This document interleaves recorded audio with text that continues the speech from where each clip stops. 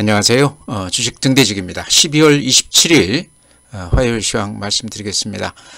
오늘 시황은 대단히 좋았습니다. 아마 기대 이상으로 좋았다 이렇게 말씀드려야 될 것 같고요.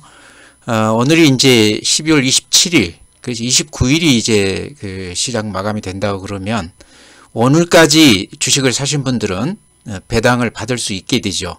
그래서 오늘 굉장히 중요한 날인데 굉장히 시장이 좋았습니다. 배당을 받기 위해서 이렇게 매수 우위를 했다는 것은 누가 샀건 내년 시장에 대한 기대감이 저변에 좀 깔려 있지 않나 그렇게 생각을 합니다. 오늘 개인들은 대단히 많이 팔았습니다. 조금 이따 제가 그 수치를 보여드리겠습니다. 오늘 거래소는요 플러스 0.68% 2332포인트입니다. 2300을 다시 이렇게 올라서는 그런 모습이고요. 코스닥은 플러스 1.37% 조금 더 강했습니다. 704포인트 됐습니다. 그래서 700포인트 회복을 했다 이렇게 말씀을 드립니다. 이렇게 점검만 보시면 전체 색깔이 빨갛게 이렇게 달아오른 것을 보실 수 있고요. 또 이렇게 일봉으로 보면 그래프들이 양봉으로 이렇게, 그러니까 아침 시세보다 종가가 올려붙고 끝났다. 오늘 이렇게 매수가 강한 거는 저는 내년 시장에 대해서 그렇게까지 걱정을 안 해도 되겠다 하는 그런 생각을 합니다. 오늘 시장 그 전체적으로 봤을 때 굉장히 좋은 느낌으로 끝났다 이렇게 이제 말씀드립니다. 그래프 보면 이런 모양입니다. 400포인트가 반등을 해줬다가 최근에 200포인트가 이렇게 조정을 받았었죠. 근데 여기서 이제 중요한 게 요게 이제 수급선 60일선인데요. 60일선 아래로 이렇게 흘러내렸다가 다시 이렇게 거둬들이는, 다시 이렇게 살짝 반등해주는 그런 모습입니다. 그래서 시장이 내년 시장에 대한 기대감이 어느 정도 오늘 좀 반영이 된 거 아닌가, 그런 측면에서 시장을 좀 긍정적으로 봐도 되겠다 하는 느낌이 들고요. 오늘 시장 분봉을 보면 이렇습니다. 그러니까 어제부터 이렇게 따지면 이렇게 우상승하면서 꾸준히 매수 우위한 그 분위기를 볼 수 있습니다. 이런 것도 내년 초 시장에 대한 기대감이 어느 정도 좀 작용이 있지 않나. 내년에 대한 이제 비관론이 많기는 하지만요. 그동안에 시장이 워낙 많이 빠졌기 때문에 이렇게 저점에서 매수세가 좀 들어오지 않나 이렇게 생각을 합니다. 다음에 이제 주봉 보여드리면 이런 모양이죠. 주봉이 중요한 이유가 이 추세가 한 2년 동안 이렇게 하락 추세를 유지하다가 최근에 요 이제 추세를 올라왔다는 거죠. 이게 굉장히 중요한 저는 지표 같은데요. 그러다 보니까 이제 여기서 바닥은 찍었다 이렇게 얘기가 되는데요. 월봉으로 보면 더 확실한 모양을 보여주고 있습니다. 월봉으로 보면요, 이렇게 이어지죠. 제가 항상 이렇게 보여드리지만 요 추세, 이게 이제 지지선이라고 볼 수 있는데요. 요 월봉 이 지지선 하단에서는 이렇게 한 10년 동안 꾸준히 지지가 되어 왔습니다. 이번에도 역시나 요 월봉 그 10년 추세선에서 강하게 이렇게 반등을 해주고 있습니다. 지지선에서. 이런 걸로 봤을 때 우리 시장이 그동안 10년 동안 2000포인트 내외에서 횡보를 오랫동안 했지만 이번에도 역시나 그 지수대에서 반등을 해줬다. 내년에 좀 기대를 해도 되지 않겠나, 이제 그런 기대감을 갖는 겁니다. 네, 다음은 이제 매수 주체별 그 수급을 보면요. 오늘 이렇게 눈에 확 띄는 게 개인들이요. 거래소에서 1조 1000억 매도했고요. 코스닥에서 4100억을 매도했습니다. 합치면 1조 5천이 넘는 금액을 이렇게 매도를 했는데요. 아마 짐작하셨겠지만 양도세를 피해가는 매물이다 이렇게 지금 얘기가 되고 있습니다. 안 그렇고서 오늘 개인들이 이렇게 많이 팔 리가 없죠. 오늘까지 가지고 있으면은 배당을 받는데도 불구하고 팔았다는 것은 양도세 피해가는 물량이 오늘 이렇게 많았다. 그동안에 이제 한 며칠 동안 이렇게 꾸준히 개인들 매도가 많았는데요. 그 흐름을 좀 이렇게 보면은요, 이렇습니다. 금액으로 따지면요, 오늘 1조 1000억, 이 거래소만 따졌을 때입니다. 어제 6000억, 1800억, 5600억, 뭐 이렇게 봤을 때 양도세 회피 물량이 대충 한 3조 가까이 되는 것 같아요. 오늘 한 1조 1000억까지 합치면, 코스닥까지 합친다고 그러면요. 그래서 이게 이제 작년 같은 경우만 해도 시장에 굉장히 영향이 컸었거든요. 요 양도세 피해가는 물량 때문에요. 근데 금년에는 어떻게 오히려 오늘 같은 경우는 이렇게 강하게 시장이 끝났습니다. 그래서 오늘 이제 말씀드리고 싶은 거는요. 개인들은 이렇게 팔고 있지만 굉장히 중요한 점이라고 저는 봅니다. 기관이 오늘 거래소에서 1조, 코스닥에서 3천억 매수했고요. 그러니까 1조 3천억이죠. 외국인들이 거래소에서 480억, 코스닥에서 한 1,100억 정도 매수 우위했습니다. 한 1,600억 정도 매수 우위했죠. 그동안에 팔던 거하고는 조금 패턴이 달랐다는 얘기입니다. 이제 내일 모레면 이제 우리 시장이 끝나게 되는데요.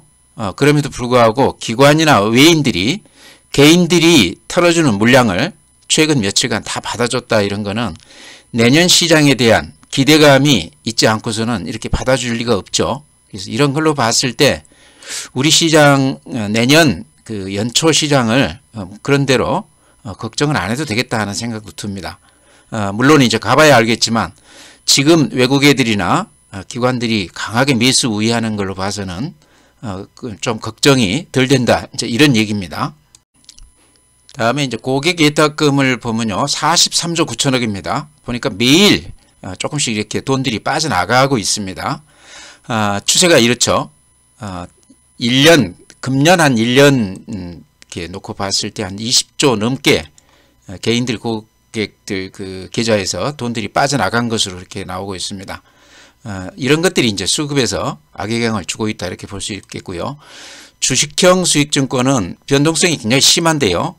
한 달 전만 해도 이렇게 돈들이 많이 들어왔다가 최근 한 1개월 동안에는 다시 이렇게 원위치가 됐습니다. 연말이 되면서 주식형 수익증권 펀드 쪽에서는 돈들이 많이 빠져나갔다. 이런 것들은 어쨌든 기관 매도세하고 지금 같이 연계해서 이렇게 볼 수 있겠죠. 환매에 들어왔을 때 기관들은 팔아줄 수밖에 없죠. 그래서 그런 걸로 봤을 때 최근에 수급 사정은 그렇게 좋은 것은 아니다. 그렇지만 오늘 상황만 놓고 보면 기관이나 외인들이 매수가 굉장히 강했습니다. 의외로 강했어요. 생각지도 못한 매수가 강하게 들어왔는데요. 내년 시장에 대한 기대감이 조금 좋은 거 아닌가, 좀 긍정적이지 않나 하는 생각을 하게 됩니다. 네, 다음은 이제 해외 시장입니다. 그림만 제가 보여드리겠습니다. 아마 보시면 느낌이 오실 겁니다. 다우가 이렇습니다. 어제 0.5% 올라줬죠. 하락세에서 약간 좀 주춤하는 그런 모습입니다. 나스닥이 최근에 낙폭이 가장 컸는데 앞에 저점에서 살짝 이렇게 반등해주고 있습니다. S&P 500도 그림으로만 보면 그렇게 썩 좋은 모습은 아니죠. 일본 시장 니케이 오늘 0.16% 살짝 반등해 줬는데요. 그림을 굳이 그려본다고 그러면 이런 추세 하단에서 이렇게 다시 반등세를 이렇게 접어들었습니다. 며칠은 더 두고 봐야 될 것 같아요.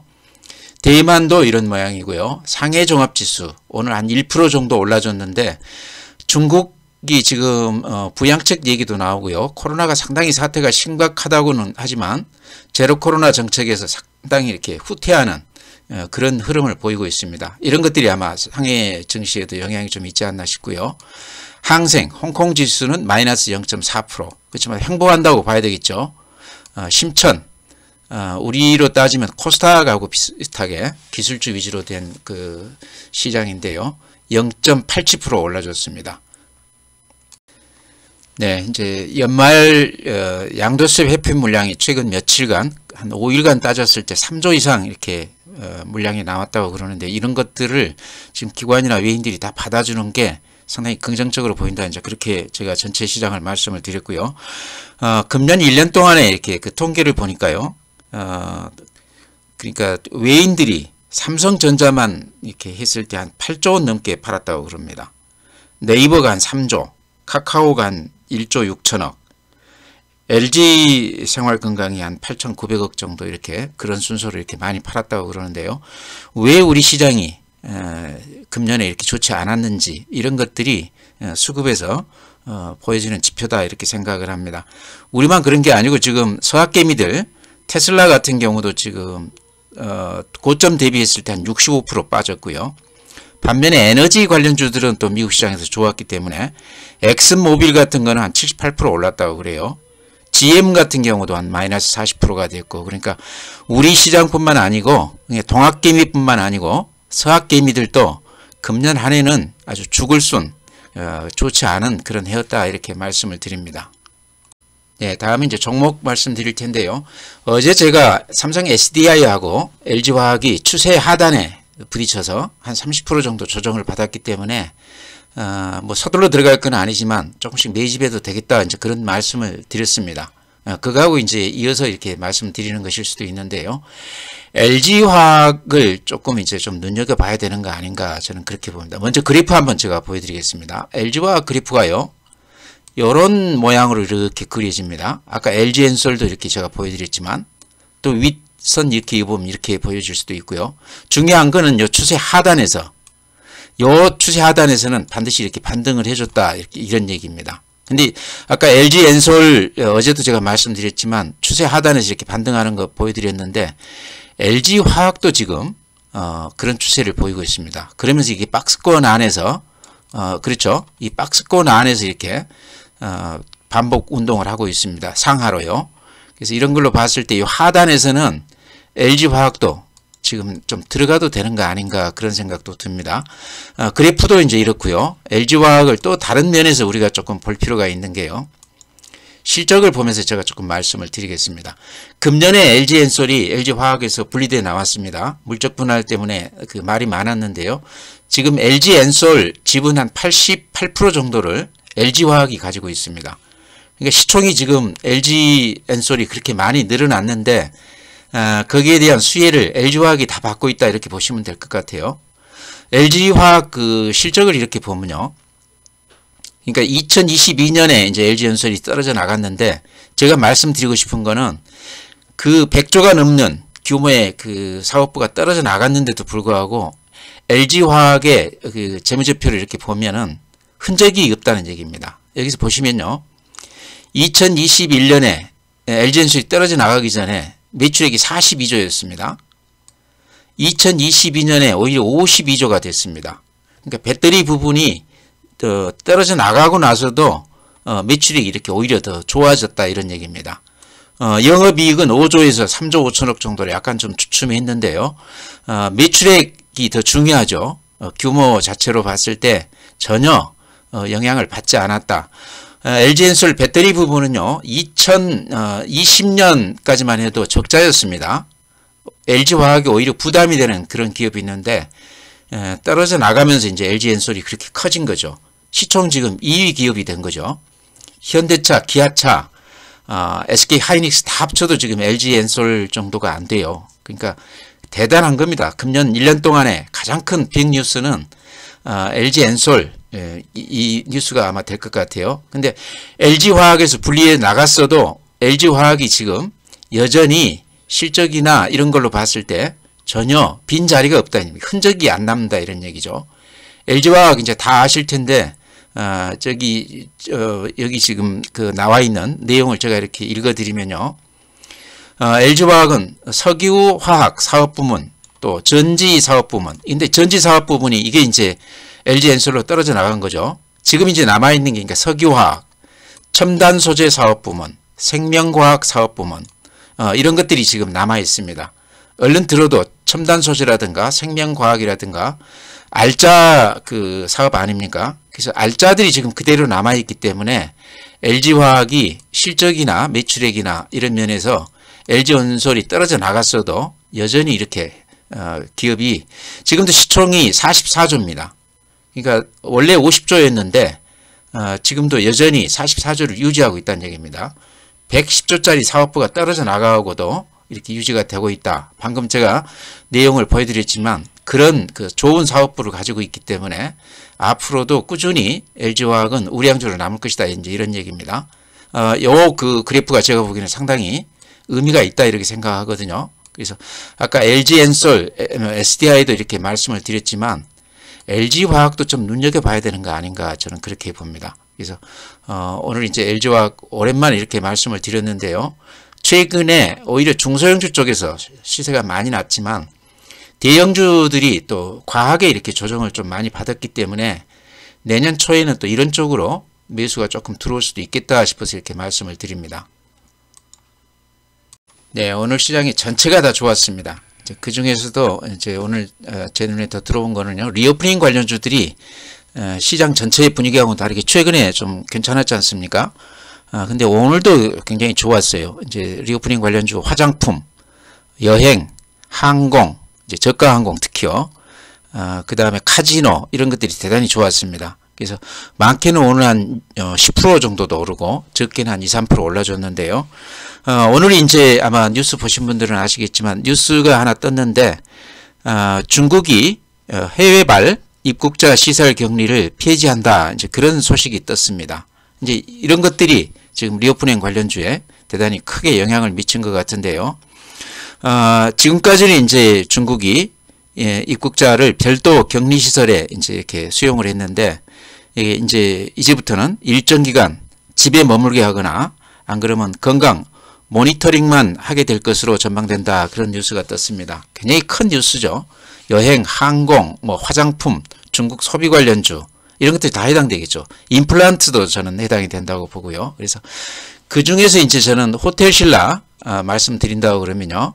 그 외에도 뭐 하나투어, 또 롯데 관광개발, 진에어, 제주항공, 또 대한항공 이런 것들 제가 많이 말씀을 드렸는데, 오늘은 이제 호텔 신라만 이렇게 말씀드리는 이유는 이게 그 수급에서요 굉장히 유리한 종목이다.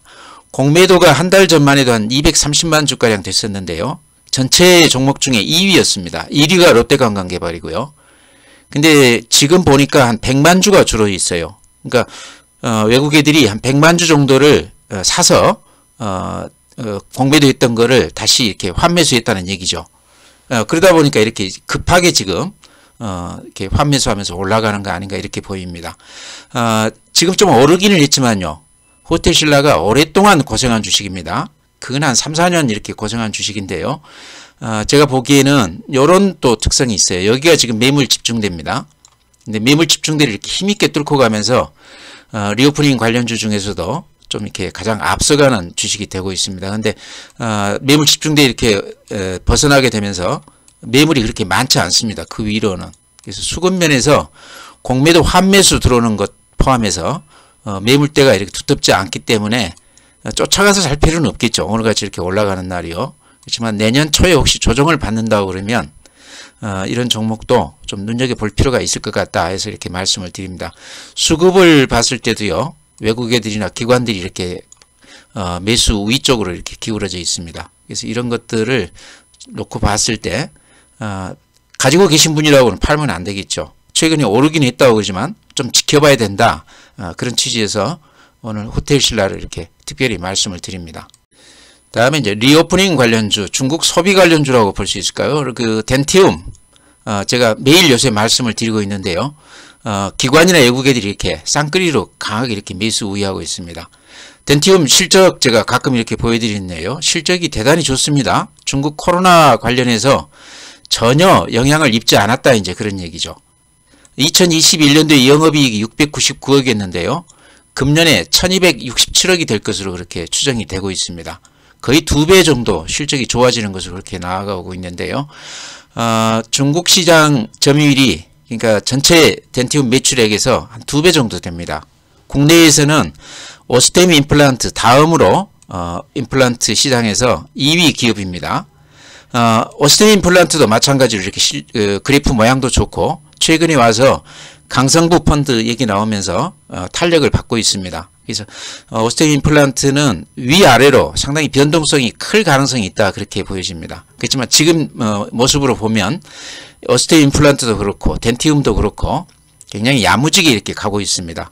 더구나 방금 말씀드린 대로 중국 시장이 많이 이렇게 상황이 좋아진다고 그러면 안 그래도 임플란트 쪽은 영향을 좀 덜 받았지만 규제가 이렇게 많이 풀린다고 그러면 가장 수혜가 클 수도 있는 업종이 아닌가 그래서 덴티움 거듭 이렇게 말씀을 드립니다. 네, 그 다음에 뭐 SPG 같은 경우도 오늘 650원 3.8% 올라줬는데요. 항상 이렇게 제가 말씀드리지만 요 추세선이 유지될 것 같다 그랬는데 여지없이 여기서 이렇게 반등을 해줬습니다. 그래서 아마 지금 사도 오늘 좀 오르긴 했지만요. 가격으로는 별로 부담이 없어 보인다. 로봇 관련주는 내년에도 꾸준히 이렇게 얘기가 될 만한 저는 테마라고 봅니다. 그래서 지금 이제 연말에 이렇게 많이 빠져 있을 때 22,000원에서 지금 17,000원이니까요. 근 한 20% 넘게 이렇게 조정을 받았습니다. 오히려 살 기회를 주는 거 아닌가, 굉장히 좋은 기회가 아닌가 이렇게 생각을 합니다. 그래서 눈여겨보시고요. 그 다음에 성일하이텍도 지금 10만 9천 원입니다. 제가 항상 말씀드리기를 11만 원대라고 그러면 성일하이텍은 사볼만 하다. 이게 이제 상장하고 나서 8만 원, 9만 원대 바로 출발을 그렇게 했습니다. 그렇다고 그러면 지금 가격대가 상장하고 나서 붙었던 가격 정도로 다시 이렇게 빼겠거든요. 고점이 16만 원까지 갔었습니다. 거기서부터 따지면 거의 한 40% 지금 빠진 것으로 생각이 되는데요. 그래프를 보면 이런 모양입니다. 이때 이제 상장해서 이렇게 높게 올랐다가 최근에 한 4개월 동안 이렇게 빠지고 있는데요. 제가 보기에는 지금 이제 10만 9천 원까지 왔는데 들어가도 되는 종목은 아닌가. 내년에 PI 배터리 관련해서 가장 또 얘기가 많이 될 만한 종목이다. 지금 사놓고 내년을 좀 기다려보는 건 어떤가. 아까 SPG도 말씀을 드렸고 덴티움도 말씀을 드렸지만 성일하이텍도 지금 들어가도 되는 가격이다. 오늘 이제 3.4% 오르긴 했지만요. 10만 원 이 정도 가격이라고 그러면 부담 없이 사도 되는 가격 아닌가 이렇게 말씀을 드립니다. 네, 이제 종목 이렇게 말씀을 드렸고요. 연말이 이제 이틀 남았습니다. 내년 1월 3일 날 10시부터 또 이제 시장이 재개될 텐데요. 오늘이 이제 마지막 주식을 사면은 배당을 받을 수 있는 그런 날입니다. 오늘 이제 시장의 특징은 양도세에 관련해서 이쪽 그 대주주나 또는 큰손들이라고 봐야 되겠죠. 물량이 오늘 나온 것만 해서 한 1조 5천억 정도 나왔습니다. 최근 한 5일 동안 따졌을 때 한 3조가량 물건이 나온 것 같거든요. 근데 이제 중요한 것은 이 물량을 기관이나 외국인이 다 받아주고 있다는 겁니다. 제가 보기에는 이게 굉장히 중요해 보입니다. 오늘 시장 같은 경우는요, 어찌 생각하면 굉장히 많이 빠질 것 같았는데, 개인들 그 물량들이 나오면서 의외로 오늘 이렇게 강하게 붙었습니다. 제가 생각하기에는 내년 시장에 대한 기대감이 좀 깔리지 않았나. 기관이나 외국 애들이 보는 시각은 또 다른 어떤 시각이 있지 않나. 이런 것 때문에 내년 시장을 나쁘게 봐서는 안 된다. 저는 그렇게 생각을 하고요. 아마 그런 그 시각에 일단이 오늘 시장에 이렇게 반영이 됐다. 저는 그렇게 봅니다. 그래서 오늘 안 파신 분이라고 그러면 이제 내일 모레 남았기 때문에요. 그냥 가지고 가시는 게 어떤가. 이제 그렇게 생각을 합니다. 오늘 이제 가지고 가셨다고 그러면 일단 배당은 받는 거거든요. 그래서 내년 초 시장을 한번 기대해 보자. 그렇게까지 나쁘게 볼 필요는 없다. 이렇게 말씀드리면서 오늘 시황 마치겠습니다. 또 내일 뵙도록 하겠습니다.